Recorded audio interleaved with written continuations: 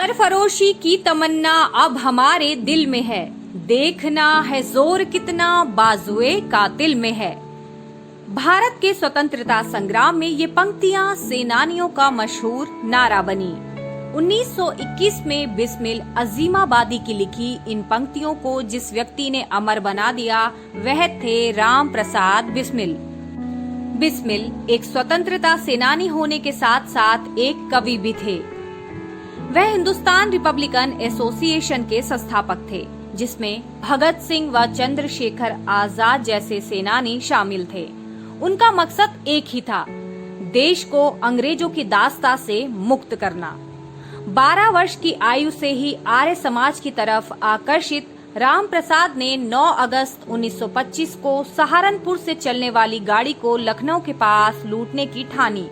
इस लूट के 2 लक्ष्य थे। पहला, देश के भीतर शिथिल पड़े स्वतंत्रता आंदोलन को फिर से जीवित करना और लूट में प्राप्त धन से हथियार खरीदना, जिनका उपयोग स्वतंत्रता आंदोलन में किया जा सके।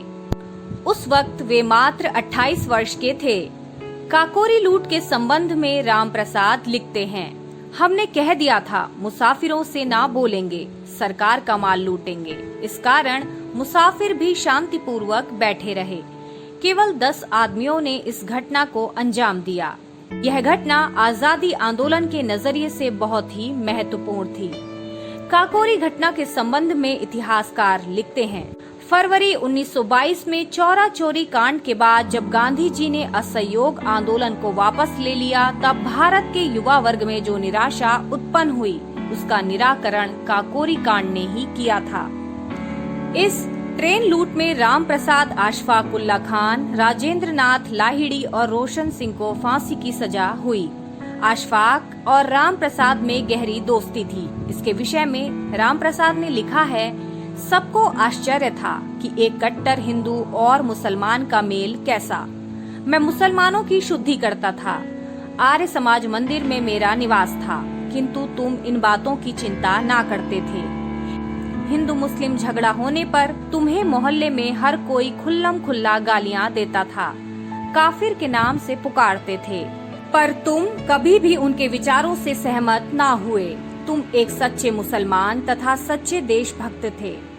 तुम्हें यदि जीवन में कोई विचार था तो यही कि मुसलमानों को खुदा अक्ल देता कि वो हिंदुओं के साथ मिलकर हिंदुस्तान की भलाई करते।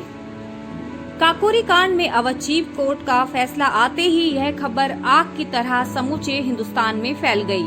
ठाकुर मनजीत सिंह राठौर ने सेंट्रल लेजिस्लेटिव काउंसिल में काकोरी कांड के 4 मृत्युदंड प्राप्त कैदियों की सजाएं कम करके आजीवन कारावास में बदलने का प्रस्ताव पेश किया। काउंसिल के कई सदस्यों ने सर विलियम मॉरिस को, जो उस समय संयुक्त प्रांत के गवर्नर हुआ करते थे, इस आशय का एक प्रार्थना पत्र भी दिया, परंतु उसने उस प्रार्थना को अस्वीकार कर दिया। जब राम प्रसाद कालकोठरी में थे और फांसी का इंतजार कर रहे थे, तब उन्होंने अपनी आत्मकथा लिखी। कालकोठरी में बिताए हुए दिन के विषय में भी उन्होंने अपनी आत्मकथा में लिखा है, कोई दोस्त और मददगार नहीं जिसका सहारा हो, एक परमपिता परमात्मा की याद है।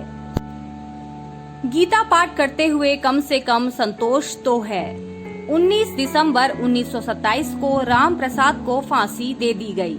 उनके अंतिम शब्द थे, मैं अंग्रेज साम्राज्य का विनाश चाहता हूँ।